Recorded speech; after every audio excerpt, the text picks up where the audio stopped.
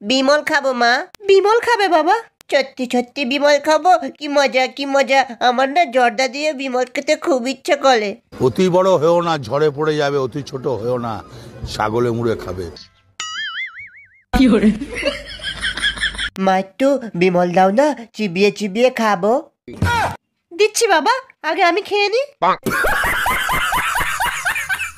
লুকিয়ে লুকিয়ে সোহমকে বিমল খাওয়ানো হচ্ছে, আর যেই না পায়খানা যাওয়ার সময় একটা বিড়ি দিতে বলি, অমনি মুখটা বিচির মতো করে বলা হয় কোথায় পাবো। সব বাবাই চায় মেয়ের বড় ঘরে বিয়ে হোক, আমারটাও কিন্তু সাইজে ছোট নয়।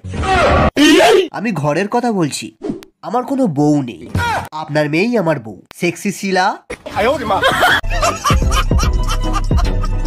এসো ডার্লিং। আপনি তো আপনার মেয়েকে মাতালের সাথে বিয়ে দিতে চাইছিলেন, তাহলে আমার সাথে নয় কেন? আমি কথা দিচ্ছি, আমি ওকে এত মাল খাওয়াবো আপনি কল্পনাও করতে পারবেন না। কত মদ খেতে বাকি, দোকানে যেতে বাকি, তোর বিড়ির ধোঁয়াতে বুক কতটা গলতে বাকি।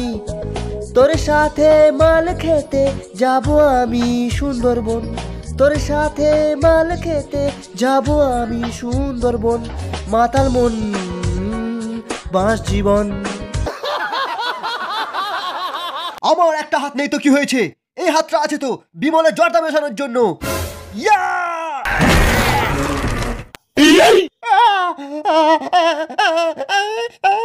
এবার তুই ছোঁচাবি কোন হাতে?